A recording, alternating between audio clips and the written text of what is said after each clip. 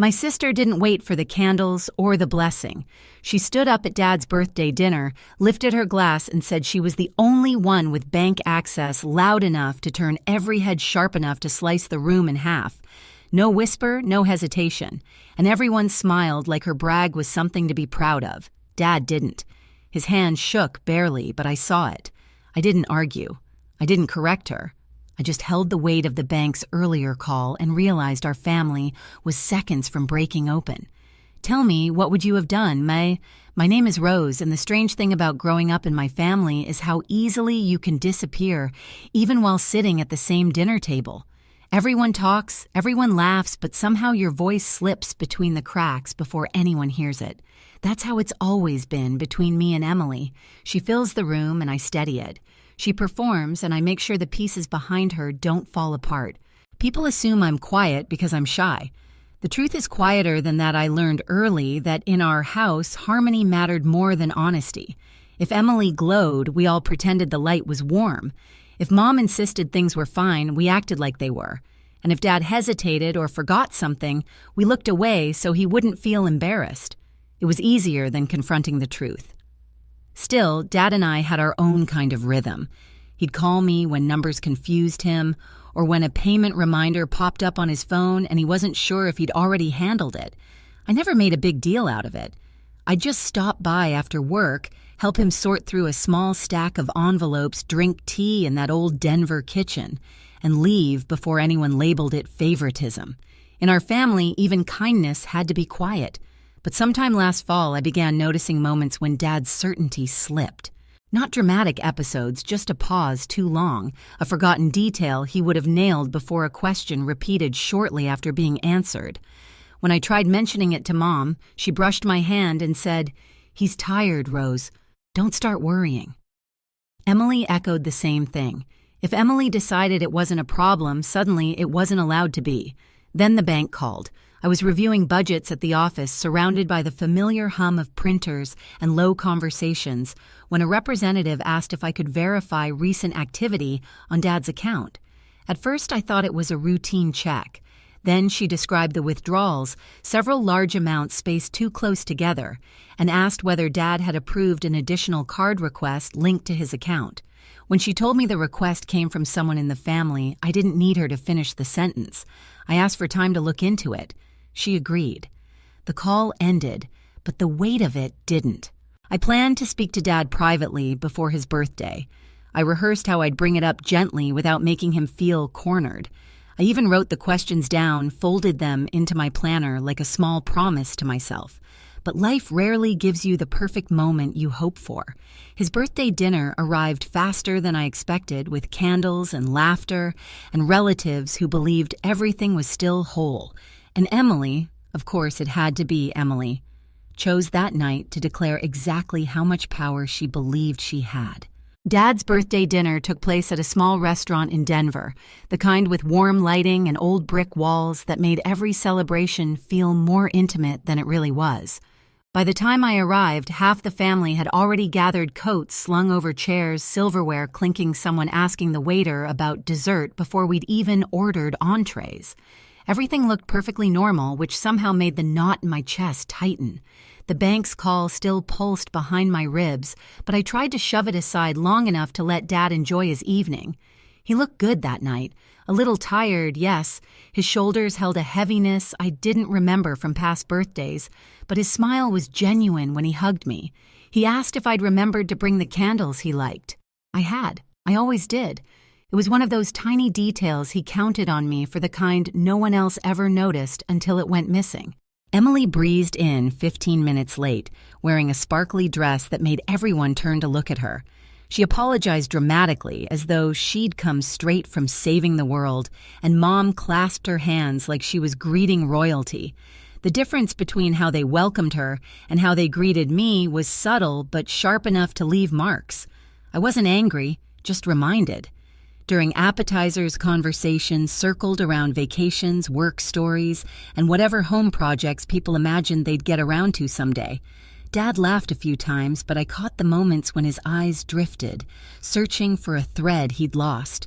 When he leaned toward me and asked what we'd just been talking about, something simple like Emily's new side table, I answered quietly, hoping no one noticed. Mom noticed enough to frown at me, not at the situation. Then the shift happened. Emily tapped her glass with her fork, 3 light chimes that silenced the entire room. She stood up, smiling like she'd been waiting her whole life for this cue. "I want to make a little toast," she announced, placing a hand on Dad's shoulder as though she'd always been the one carrying him. Dad looked up at her, puzzled but polite. Emily lifted her glass higher. "Most of you know I've been helping Dad with his finances lately." A few relatives nodded. Mom even murmured something appreciative. Emily continued, her voice bright and proud. "And now I'm the only one with bank access. So no worries, Dad's completely taken care of." The room reacted exactly the way she wanted. Smiles, soft laughter, a few raised glasses, the kind of approval that always seemed to fall into her lap. But Dad didn't smile. His jaw tightened almost imperceptibly, and something inside my chest cracked. Everyone smiled, and none of them had any idea what those words meant. Not really. They didn't hear the uncertainty in Dad's voice when he'd asked me last month how to check a balance he'd already checked. They didn't hear the bank representative questioning unusual withdrawals. They didn't see the paperwork Dad had signed naming me the second safety contact. But I saw all of it playing behind my eyes like a warning. Emily basked in her moment. Mom dabbed her eyes like she'd been moved. And I sat there, pulse steadying into something cold and clear. I wasn't going to stay silent anymore. The applause after Emily's toast faded quickly, swallowed by the restaurant's soft music and the clatter of plates being cleared. But the silence between Dad and me lingered thick enough to taste. He avoided my eyes, studying the wrinkles in his napkin like they might offer him a way out of the moment. I knew that look, not confusion exactly, but the fear of it. The fear of not remembering what everyone else insisted he had agreed to. When dinner ended, people lingered near the door, hugging, laughing, promising to do this more often, though we all knew we wouldn't. Emily soaked up every compliment like sunlight. She didn't glance at me once. Maybe she thought I was too insignificant to threaten her version of the story.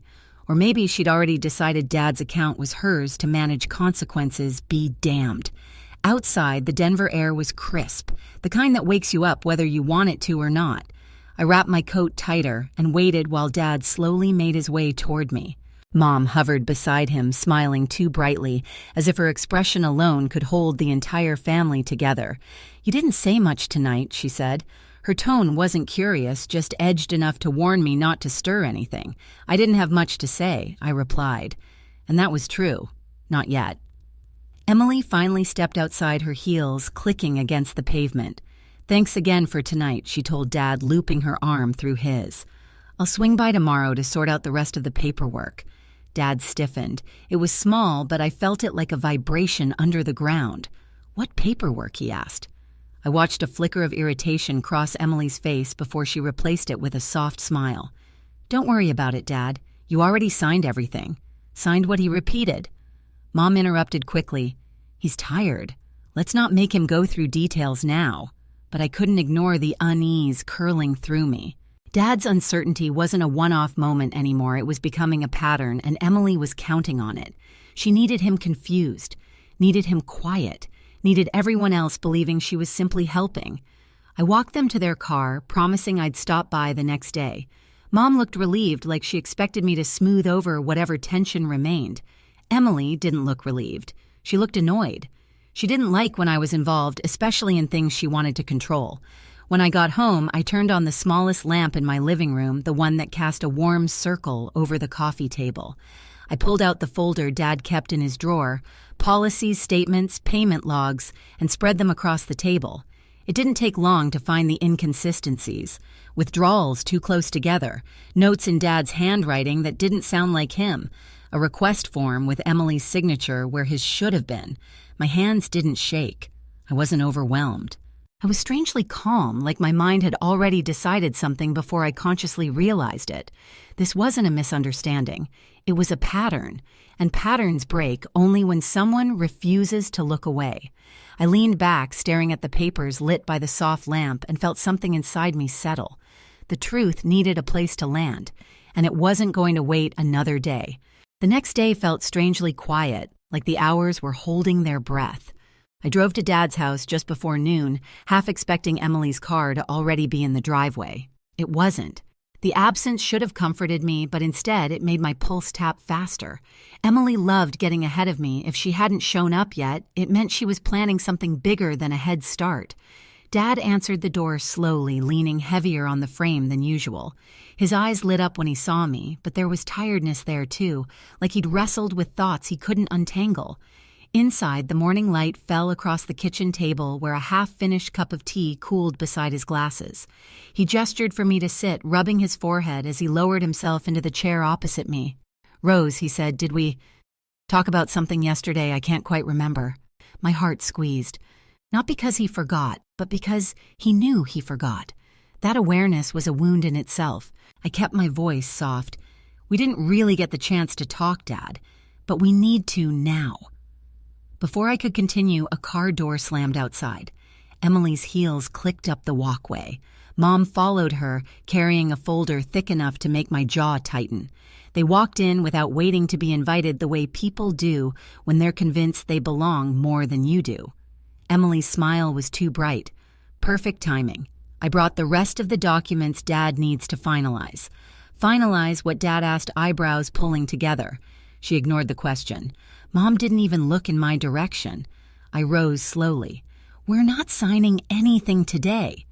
Emily turned toward me, her expression flattening. "This doesn't concern you, Rose. It concerns Dad," I said calmly, "and the bank." The room snapped to attention. Emily froze mid-step. Mom stopped rustling the papers. Dad looked from one face to another, unsettled by the sudden shift. "What are you talking about?" Emily demanded. I reached into my bag and placed the printed statements on the table, withdrawal notes, the attempted request for a secondary card. Dad stared at them as if they were written in another language. "I got a call," I said, keeping my voice steady. "They flagged these payments. They thought something might be wrong." Mom bristled. "You should have come to us first." "I was going to," I answered. "But last night changed things," Emily scoffed. "Oh, please. Because of a toast, you're so dramatic. You said you had full bank access," I replied. "In front of everyone." "Because I do," she shot back. Dad's gaze whipped to her. "Since when?" Emily faltered. "Just slightly, but enough to reveal the crack. Dad, we talked about this. You said I could help. You signed the forms." He shook his head slowly. "I don't remember that." Mom stepped in quickly, too quickly. "Honey, you were tired that day. Let's not make this bigger than it is." But I wasn't looking at her. I was looking at Emily, and she was losing her grip. "I'm the one the bank called," I said, "because Dad listed me as his safety contact. They needed to confirm whether someone in the family was withdrawing large amounts on his behalf." Emily's voice rose sharp as broken glass. "Are you accusing me of stealing? I'm asking you to explain," I said. Her face flushed. "This is ridiculous." I took a breath and turned to Dad. "Did you authorize these payments?" "All of them." His confusion was painful to witness. I thought I did. Or maybe... He rubbed his temples. "I don't know anymore," Emily pounced. "See, he forgets things, Rose. That's why I'm helping." "No," I said quietly. "That's why you're taking advantage." The silence that followed was thick and electric. Mom inhaled sharply. Emily's jaw dropped open, her voice exploding into a pitch I'd never heard from her. "Called about what?" It was the same tone she'd used the night before, but this time there was no audience to charm, just truth, cornering her from all directions. "About irregular activity," I answered. "About a request for a card in your name. About withdrawals Dad didn't confirm." Dad stared at Emily, eyes wide with something close to fear. "Emily, did you do that?" She opened her mouth, closed it, then tried again. "I was just trying to make things easier. You've been overwhelmed." "Mom said I didn't tell you to take money," Mom snapped, but her voice wavered. I lifted the final piece of paper. "This is the request for the additional card. The signature is yours, not Dad's." Emily lunged for the paper. I pulled it back. Dad stood slowly, palms pressing against the table for balance. "Emily, you forged my name." "That's not what happened," she said, voice cracking. I filled it out because you said I didn't say that." He whispered, I wouldn't. His shoulders shook. Not from anger, from the horror of realizing someone he trusted had used his confusion as cover. Emily tried another tactic. Dad, please, I was helping. I've always helped, no? He said, trembling. Rose has always helped. Those words didn't feel victorious. They felt heavy, like grief rearranging its weight. Emily backed away, eyes darting between all of us, searching for the old family choreography that always placed me in the background and her in the spotlight. But the script had changed, and she knew it. Give me your keys, Dad said suddenly. Emily blinked. What, the house keys? And the bank documents? Everything. You can't be serious. But he was. He held out his hand. It shook, but not from hesitation. When she didn't move, he turned to me. Call the bank, Rose. Tell them I want all access revoked except yours, and ask them to investigate the rest. Mom gasped. Emily's face went slate white. You're choosing her over me, she choked out. I'm choosing the truth, Dad said. And the truth is, I don't trust you right now. Emily covered her mouth with her hand, breathing hard. You'll regret this. Dad shook his head. I already regret what I didn't see. She stormed out, slamming the door hard enough to rattle the hinges. For a long moment, no one spoke. Then Dad turned to me, eyes glassy. I'm sorry, Rose. I should have listened. I should have noticed. I took his hand gently. You trusted the wrong person. It happens. What matters is what we do now. He nodded, sinking into his chair. And for the first time in years, the house felt honest. Broken, yes, but honest. The bank moved fast once Dad made the call. By the next morning, they confirmed all access linked to Emily had been revoked. An internal review began, and for the first time in months, Dad looked like he could breathe. The weight pressing on his shoulders eased, replaced by something fragile but real clarity. He asked me to sit with him while he sorted through the remaining paperwork, his hands steadying each time I guided him through a line or reminded him of a detail he'd forgotten. Mom drifted in and out of the room, quieter than usual, her confidence shaken by how quickly the truth had unraveled. She didn't defend Emily anymore. She didn't blame me either. She just seemed smaller, like she finally understood how easily loyalty can blind you. Emily didn't come by the house. She sent one short message to Dad, nothing angry, nothing apologetic, just a clipped line saying she needed space. He read it twice, folded the phone face down and whispered, "Space is good." In the quiet that followed, I felt something shift. Not triumph, not revenge, just the steady thrum of a family beginning to rebuild on ground that no longer tilted beneath our feet. In the weeks that followed, Dad and I settled into a new rhythm, slower, gentler, honest in a way our family hadn't been in years. We didn't talk much about what happened with Emily. Some wounds don't need retelling to be understood. But he trusted me fully now, and that trust felt like the beginning of something steadier than forgiveness. If you've ever had to protect someone you love from the people closest to them, tell me your story in the comments. And stay with me, there are more stories coming.